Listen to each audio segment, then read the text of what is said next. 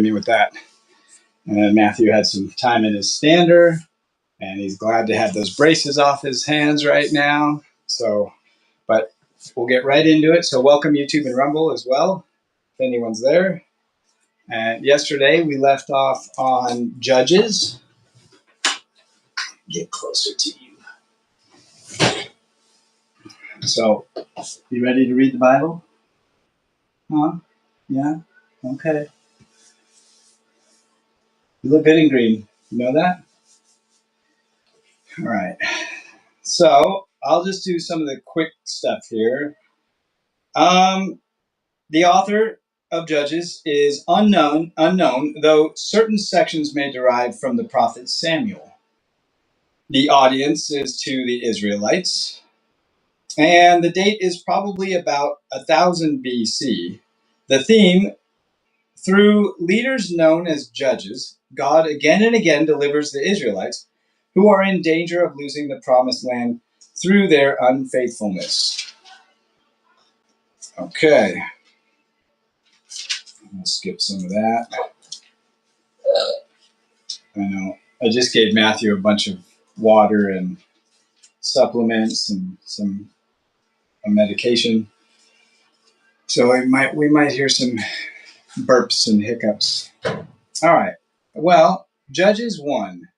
After the death of Joshua, the Israelites asked the Lord, "Who of us is to go up first to fight against the Canaanites?" And the Lord answered, "Judah shall go up. I have given the land into their hands."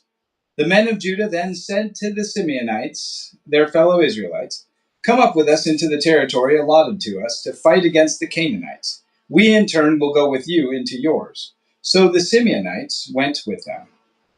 When Judah attacked, the Lord gave the Canaanites and Perizzites into their hands, and they struck down 10,000 men at Bezek. It was there that they found Adoni-Bezek and fought against him, putting to rout the Canaanites and Perizzites. Adoni-Bezek fled, but they chased him and caught him and cut off his thumbs and big toes.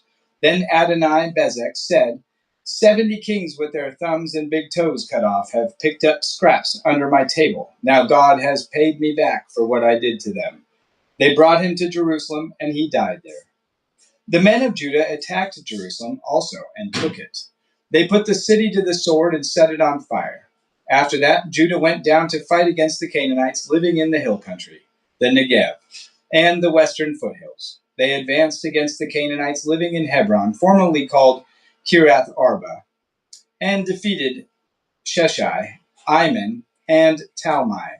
From there, they advanced against the people living in Debir, formerly called Kiriath Sefer.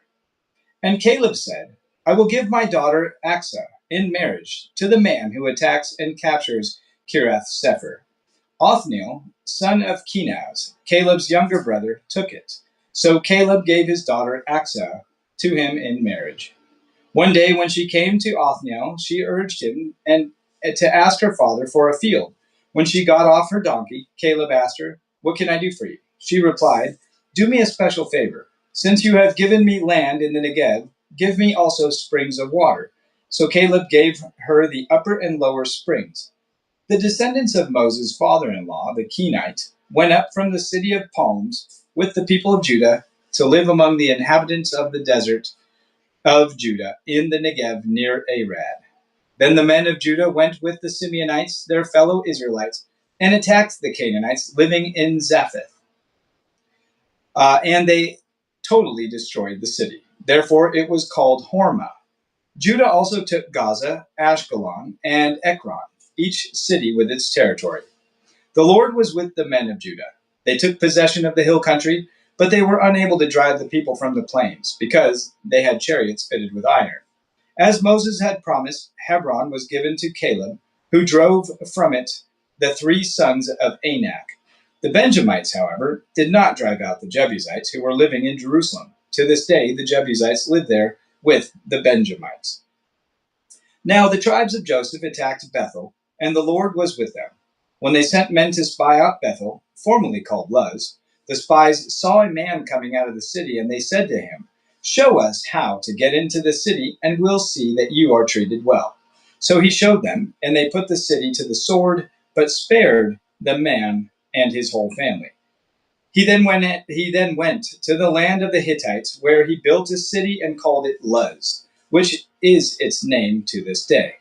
But Manasseh did not drive out the people of Beth Shan, or Taanach, or Dor, or Ibleam, or Megiddo, and their surrounding settlements, for the Canaanites were determined to live in that land. When Israel became strong, they pressed the Canaanites into forced labor, but never drove them out completely. Nor did Ephraim drive out the Canaanites living in Gezer, but the Canaanites continued to live there among them. Neither did Zebulun drive out the Canaanites living in Kitron or Nahalo. So these Canaanites lived among them, but Zebulun did subject them to forced labor. Nor did Asher drive out those living in Acco, or Sidon, or Alab, or Axib, or Helba, or Aphek, or Rehob. The Asherites lived among the Canaanite inhabitants of the land because they did not drive them out. Neither did Naphtali drive out those living in Beth Shemesh, or Beth Anath. But the Naphtalites too lived among the Canaanite inhabitants of the land, and those living in Beth Shemesh and Beth Anath became forced laborers for them. The Amorites confined the Danites to the hill country, not allowing them to come down into the plain. And the Amorites were determined also to hold out in Mount Heres. Ajalon, and Shaalbim, maybe. But when the power of the tribes of Joseph increased, they too were pressed into forced labor. The boundary of the Amorites was from Scorpion Pass to Selah and beyond. Judges chapter 2. Oh, you're going to sleep. The angel of the Lord went up from Gilgal to Bochim and said, "I brought you up out of Egypt and led you into the land I swore to give to your ancestors." "I said, I will never break my covenant with you, and you shall not make a covenant with the people of this land, but you shall break down their altars. Yet you have disobeyed me. Why have you done this? And I have also said, I will not drive them out before you. They will become traps for you, and their gods will become snares to you." When the angel of the Lord had spoken these things to all the Israelites, the people wept aloud, and they called that place Bochim. There they offered sacrifices to the Lord. I'm sorry, Matthew. After Joshua had dismissed the Israelites, they went to take possession of the land, each to their own inheritance. The people served the Lord through the lifetime of Joshua and of the elders who outlived him and who had seen all the great things the Lord had done for Israel.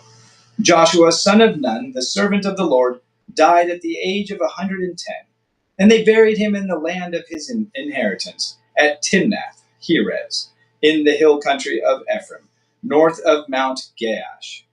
After that, the whole generation had been gathered to their ancestors.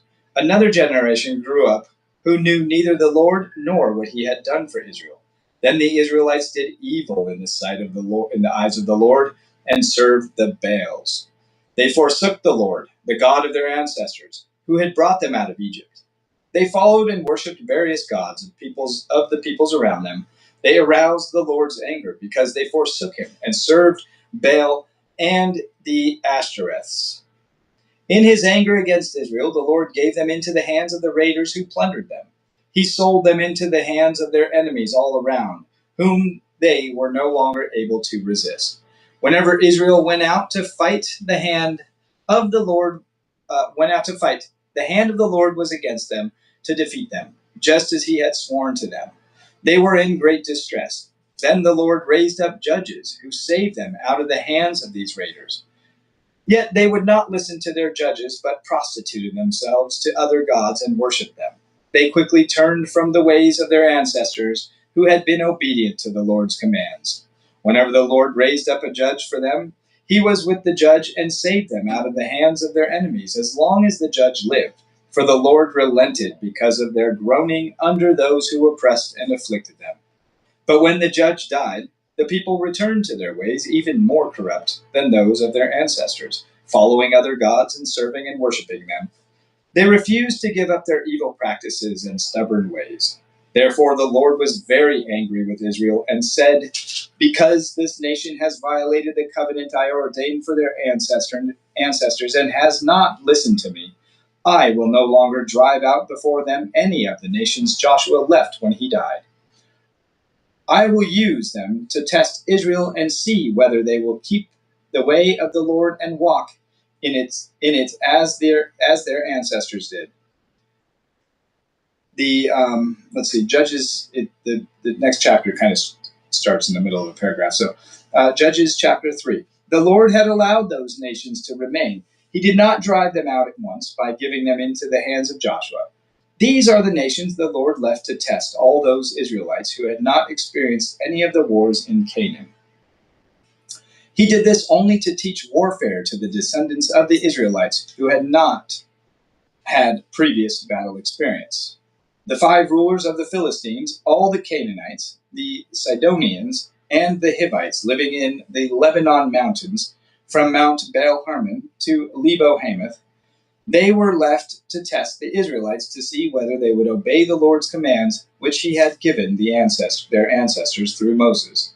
The Israelites lived among the Canaanites, Hittites, Amorites, Perizzites, Hivites, and Jebusites.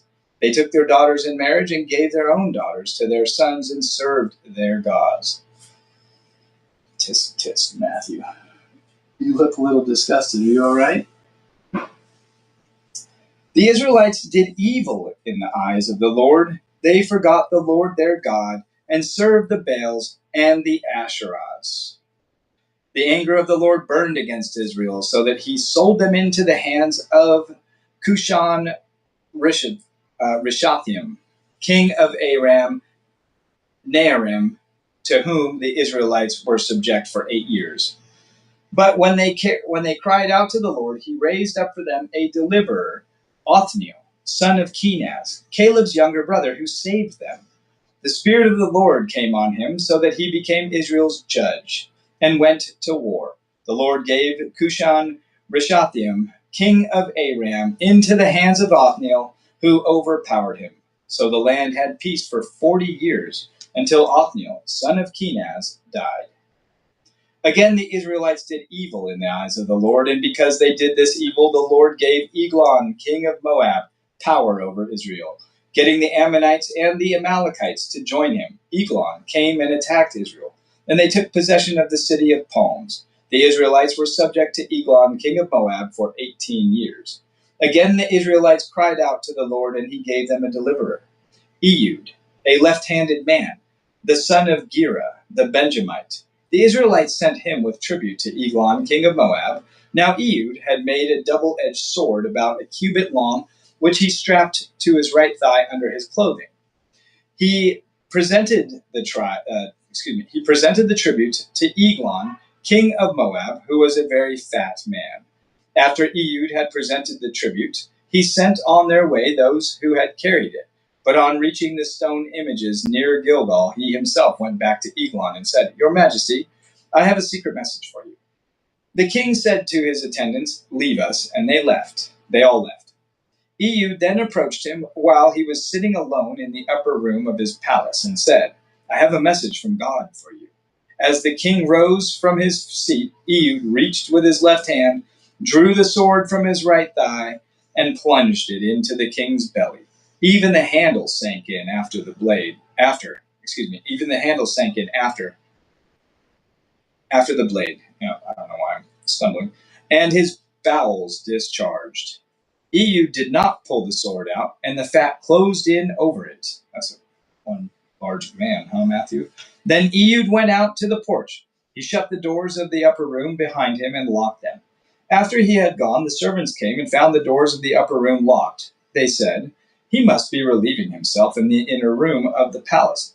They waited to the point of embarrassment. But when he did not open the doors of the room, they took a key and unlocked them. There they saw their lord fallen on the floor, dead.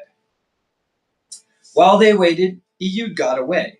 He passed by the stone images and escaped to Seirah. When he arrived there, he blew a trumpet in the hill country of Ephraim, and the Israelites went down with him from the hills, with him leading them. "Follow me," he ordered, "for the Lord has given Moab, your enemy, into your hands." So they followed him down and took possession of the fords of the Jordan that led to Moab. They allowed no one to cross over. At that time they struck down about 10,000 Moabites, all vigorous and strong. Not one escaped. That day Moab was made subject to Israel, and the land had peace for 80 years. I heard somewhere that that's the maximum amount of time Israel's ever had peace is 80 years. Anyway, after Ehud came Shamgar, the son of Anath, who struck down 600 Philistines with an ox goad. He too saved Israel. Again, the Israelites did evil in the eyes of the Lord. Now that Ehud was dead, so the Lord sold them into the hands of Jabin, king of Canaan, who reigned in Hazor. Sisera, the commander of his army, was based in Horoseth, Hagoyim, because he had 900 chariots fitted with iron, and had cruelly oppressed the Israelites for 20 years. They cried to the Lord for help. Now Deborah, a prophet, the wife of Lapidoth, was leading Israel at that time. She held court under the palm of Deborah between Ramah and Bethel in the hill country of Ephraim, and the Israelites went up to her to have their disputes decided. She went for Barak, son of Abinoam, from Kadesh in Naphtali, and said to him, "The Lord, the God of Israel, commands you, go, take with you 10,000 men of Naphtali and Zebulun, and lead them up to Mount Tabor. I will lead Sisera." Oh, that's weird. That never makes sound. "I will lead Sisera, the commander of Jabin's army, with his chariots and his troops to the Kishon River, and give him into your hands." Barak said to her, "If you go with me, I will go. But if you don't go with me, I won't go." "Certainly I will go with you," said Deborah. "But because of the course you are taking, the honor will be yours, for the Lord will deliver Sisera into the hands of a woman." So Deborah went with Barak to Kadesh. There Barak summoned Zebulun and Naphtali, and 10,000 men went up under his command. Deborah also went up with him. Now Heber the Kenite had left the other Kenites, the descendants of Hobab, Moses' brother-in-law, and pitched his tent by the great tree in Zaananim. There it is. Zaananim, near Kadesh. But when they told Sisera that Barak, son of Abinoam, had gone up to Mount Tabor, Sisera summoned from Harosheth Hagoyim to the Kishon River all his men and his 900 chariots fitted with iron. Then Deborah said to Barak, "Go. This is the day the Lord has given Sisera into your hands. Has not the Lord gone ahead of you?" So Barak went down Mount Tabor, with 10,000 men following him. At Barak's advance, the Lord routed Sisera and all its chariots and army by the sword, and Sisera got down from his chariot and fled on foot. Barak pursued the chariots and army as far as Horoseth Hagoyim, and all Sisera's troops fell by the sword. Not a man was left. Sisera, meanwhile, fled on foot to the tent of Jael, the wife of Heber the Kenite, because there was an alliance between Jabin, king of Hazor, and the family of Heber the Kenite. Jael went out to meet Sisera and said to him, "Come, my lord, come right in. Don't be afraid." So he entered her tent, and she covered him with a blanket. "I'm thirsty," he said. "Please give me some water." She opened a skin of milk, gave him a drink, and covered him up. "Stand in the doorway to the tent," he told her. "If someone comes by and asks you, 'Is anyone in there?' say no." But Jael, Heber's wife, picked up a tent peg and a hammer and went quickly to him while he lay fast asleep, exhausted. She drove the peg through his temple into the ground, and he died. Just then Barak came in pursuit of Sisera, and Jael went out to meet him. "Come," she said, "I will show you the man you're looking for."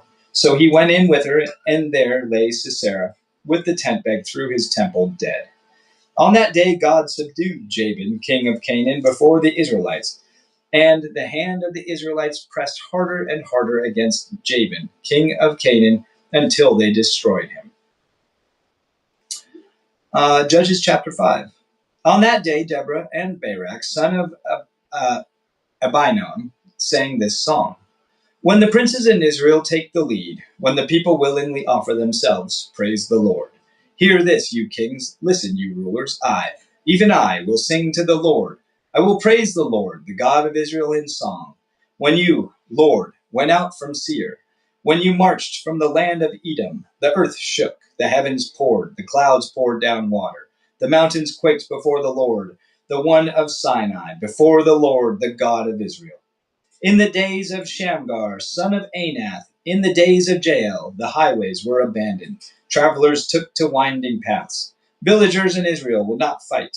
They held back until I, Deborah, arose. Until I arose, a mother in Israel. God chose new leaders when war came to the city gates. But not a shield or spear was seen among 40,000 in Israel. My heart is with Israel's princes, with the willing volunteers among the people. Praise the Lord. You who ride on white donkeys, sitting on your saddle blankets, and you who walk along the road. Consider the voice of the singers at the watering places. They recite the victories of the Lord, the victories of his villagers in Israel. Then the Lord of the people went down to the city gates. Wake up, Deborah. Wake up, break out in song. Arise, Barak, take captive your captives, son of Abinoam.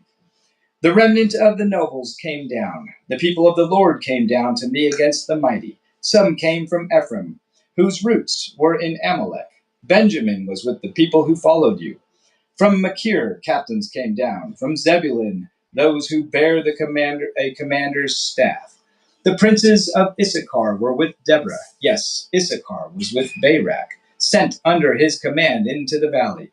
In the districts of Reuben there was much searching of heart. Why did you stay among the sheep pens to hear the whistling of the flocks? In the districts of Reuben there was much searching of heart. Gilead stayed beyond the Jordan, and Dan, why did he linger by the ships? Asher remained on the coast and stayed in his coves. The people of Zebulun risked their very lives. So did Naphtali on the terrace fields. Kings came, they fought. The kings of Canaan fought. At Taanach, by the waters of Megiddo, they took no plunder of silver. From the heavens the stars fought. From their courses they fought against Sisera. The river Kishon swept them away, the age-old river, the river Kishon.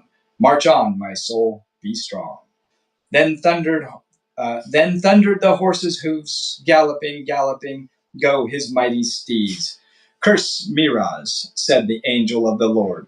Curse its people bitterly because they did not come to help the Lord against the mighty. Most blessed of women be Jael, the wife of Heber the Kenite, the most blessed of tent-dwelling women. He asked her for water. She gave him milk. In a bowl fit for nobles, she brought him curdled milk. Her hand reached for the tent peg, her right hand for the workman's hammer. She struck Sisera. She crushed his head. She shattered his and pierced his temple. At her feet he sank. He fell. There he lay.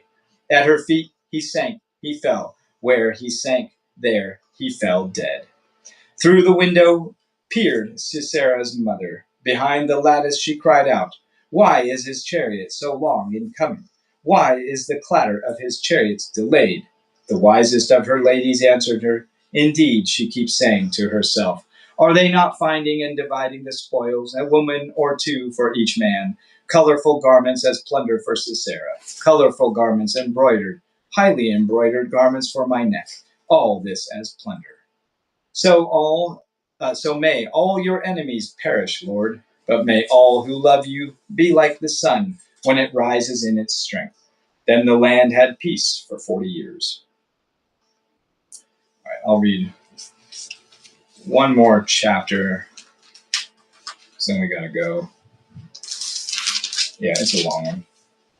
All right, Matthew, last chapter for today's short day. All right, Judges chapter 6. The Israelites did evil in the eyes of the Lord, and for 7 years he gave them into the hands of the Midianites. Because the power of the Midian was so oppressive, the Israelites prepared shelters for themselves in mountain clefts, caves, and strongholds. Whenever the Israelites planted their crops, the Midianites, Amalekites, and other eastern peoples invaded the country. They camped on the land and ruined the crops all the way to Gaza, and did not spare a living thing for Israel, neither sheep nor cattle nor donkeys. They came up with their livestock and their tents like swarms of locusts. It was impossible to count them or their camels. They invaded the land to ravage it. Midian so impoverished the Israelites that they cried out to the Lord for help. When the Israelites cried out to the Lord because of Midian, he sent them a prophet who said, "This is what the Lord, the God of Israel, says. I brought you up out of Egypt and out of the land of slavery. I rescued you from the hand of the Egyptians, and I delivered you from the hand of all your oppressors. I drove them out before you and gave you their land. I said to you, I am the Lord your God. Do not worship the gods of the Amorites, in whose land you live." But you have not listened to me. The angel of the Lord came out and sat down under the oak in Ophrah that belonged to Joash the Abiezrite, where his son Gideon was threshing wheat in the winepress to keep it from the Midianites. When the angel of the Lord appeared to Gideon, he said, "The Lord is with you, mighty warrior." "Pardon me, my lord," Gideon replied, "but if the Lord is with us, why has all this happened to us? Where are all his wonders that our ancestors told us about when they said, 'Did not the Lord bring us up out of Egypt?' But now the Lord has abandoned us and given us into the hand of Midian." The Lord turned to him and said, "Go in strength you have and save Israel out of Midian's hand. Am I not sending you?" "Pardon me, my lord," Gideon replied, "but how can I save Israel? My clan is the weakest in Manasseh, and I am the least in my family." The Lord answered, "I will be with you, and you will strike down all the Midianites, leaving none alive." Gideon replied, "If now I have found favor in your eyes, give me a sign that it is really you talking to me. Please do not go away until I come back and bring my offering and set it before you." And the Lord said, "I will wait until you return." Gideon went inside, prepared a young goat, and from an ephah of flour and he made bread without yeast, putting the meat in a basket and its broth in a pot.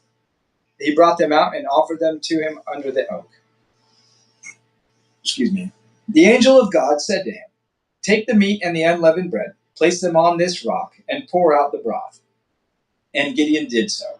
Then the angel of the Lord touched the meat and the unleavened bread with the tip of the staff that was in his hand. Fire flared from the rock, consuming the meat and the bread, and the angel of the Lord disappeared. When Gideon realized that it was the angel of the Lord, he exclaimed, "Alas, sovereign Lord, I have seen the angel of the Lord face to face."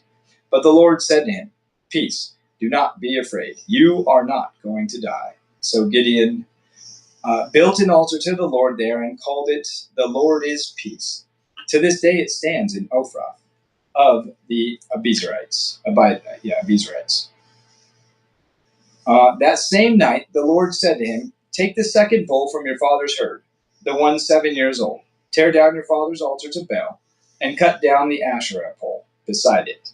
Then build a proper kind of altar to the Lord your God on the top of its height.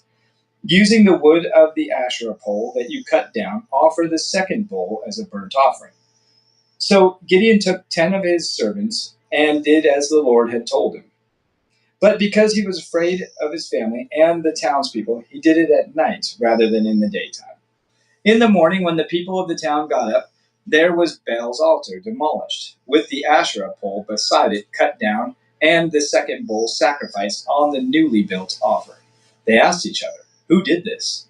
When they carefully investigated, they were told, "Gideon, son of Joash, did it." The people of the town demanded of Joash, "Bring out your son, he must die, because he has broken down Baal's altar and cut down the Asherah pole beside it."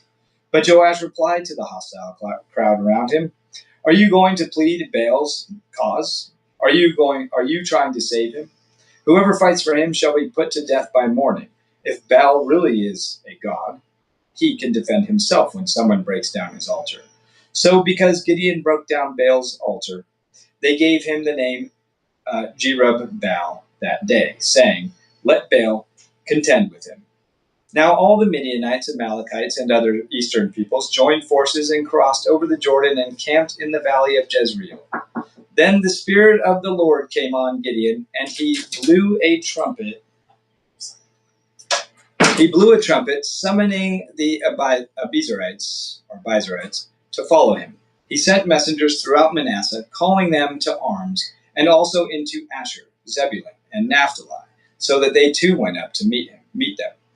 Gideon said to God, "If you will save Israel by my hand as you have promised, look, I will place a wool fleece on the threshing floor. If there is dew only on the fleece and all the ground is dry, then I will know that you will save Israel by my hand, as you said." And that is what happened. Gideon rose early the next day. He squeezed the fleece and wrung out the dew, a bowl full of water. Then Gideon said to God, "Do not be angry with me. Let me make just one more request. Allow me one more test with the fleece, but this time make the fleece dry and the ground be covered with dew." That night God did so. Only the fleece was dry. All the ground was covered with dew. All right, we will stop there because Matthew and I have to get going here in about 10 minutes. We'll leave you guys. But tomorrow, we'll see if Gideon ends up going to war, huh? Matthew, what do you think? I think he's going to do it. Well, thank you, YouTube and Rumble, for joining us. We'll see you tomorrow, Lord willing, of course. Well, Matthew does have an appointment at 1:30 tomorrow. We might be a little late, actually. All right, well, we'll see you tomorrow, Lord willing, at some time. God bless us all in Jesus' name.